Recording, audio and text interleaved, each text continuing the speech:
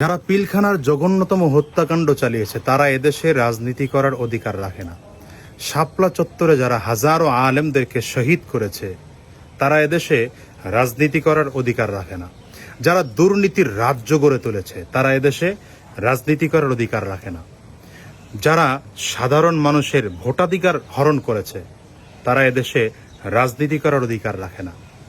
নিরীহ আলেমদেরকে যারা জেলে ভরে পাশবিক নির্যাতন করেছে অন্তত তারা এদেশে রাজনীতি করার অধিকার রাখে না।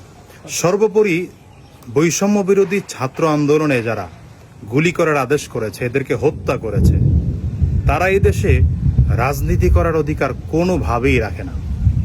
আচ্ছা, আমাদের দেশে জামাতের নিবন্ধন বাতিল করা হলো, কি কারণ দেখানো হলো? তারা দেশ বিরোধী শক্তি। অথচ ৭১-এ তারা দেশ বিরোধী শক্তি ছিল কিনা সেটা আদৌ প্রমাণিত হয়নি। এই এক কারণে যদি জামাতের নিবন্ধন বাতিল করা হয় তাহলে হাজারো কারণ আছে আওয়ামী লীগের নিবন্ধন বাতিল হওয়ার। কারণ তারা দেশের মানুষকে হত্যা করেছে, দেশের স্বাধীনতার বিরুদ্ধে কাজ করেছে, প্রত্যেকটা মানুষের প্রতি জুলুম আর নির্যাতন করার পরে এই মানুষগুলো মুখ খুলে পর্যন্ত কথা বলতে পারেনি। তাহলে তাদের নিবন্ধন কেন বাতিল করা হবে না? আজকে যদি নতুন করে তাদের দল গুছানোর কথা বলা হয় তাহলে এদেশের মানুষের সাথে গাদ্দারি করা হবে, শহীদদের রক্তের সাথে গাদ্দারি করা হবে, বীর শ্রেষ্ঠ আবু সাঈদের রক্তের সাথে গাদ্দারি করা হবে, মুগ্ধের রক্তের সাথে গাদ্দারি করা হবে, হাজারো ছাত্র হাজারো মানুষের রক্তের সাথে গাদ্দারি করা হবে। এরশাদ সাহেবকে স্বৈরাচার বলা হয়। তিনিও গণ অভ্যুত্থানের কারণে পদত্যাগ করতে বাধ্য হয়েছিলেন, কিন্তু দেশ ছাড়তে বাধ্য হননি।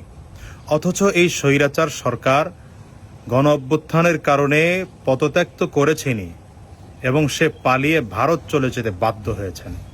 তাহলে ধরে নেওয়া যায় যে এই স্বৈরাচার সরকারের অপরাধের পরিমাণ কত বেশি ছিল। আমি একমত যে শেখ হাসিনাকে দেশে আবার ফিরিয়ে আনা হোক। হ্যাঁ, তাকে দেশে ফিরিয়ে আনতে হবে। কেন তাকে দেশে ফিরিয়ে আনতে হবে? যে সে যতগুলো অপরাধ করেছে প্রতিটি অপরাধের জনগণের সামনে দাঁড়িয়ে জবাব দিতে হবে। সে পিলখানার হত্যাকাণ্ড ঘটিয়েছে, এটা তার বিচার হতে হবে।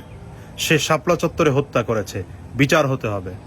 নির্যাতন করেছে, নিপীড়ন করেছে সাধারণ মানুষদের উপরে, এই বিষয়ে তাকে বিচার হতেই হবে এবং সেটা জনগণ তাকিয়ে দেখবে এবং আজীবনের জন্য শিক্ষা নেবে যে স্বৈরাচারের বিচার কত কঠিন হতে পারে।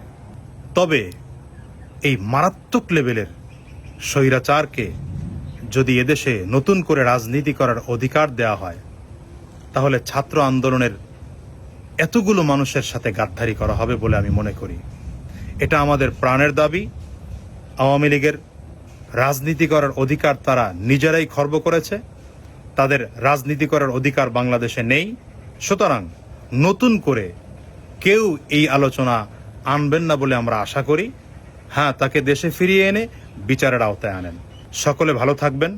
আমরা স্বৈরাচারকে দেশ থেকে তাড়িয়েছি, আমরা চাই বাংলাদেশ স্বৈরাচার মুক্ত থাকবে। আমরা মুসলিম, হিন্দু, বৌদ্ধ, খ্রিস্টান সব ধর্মের মানুষ একসাথে কাঁধে কাঁধ মিলিয়ে বাংলাদেশের নাগরিক হয়ে কাটাতে চাই। আল্লাহ হাফেজ।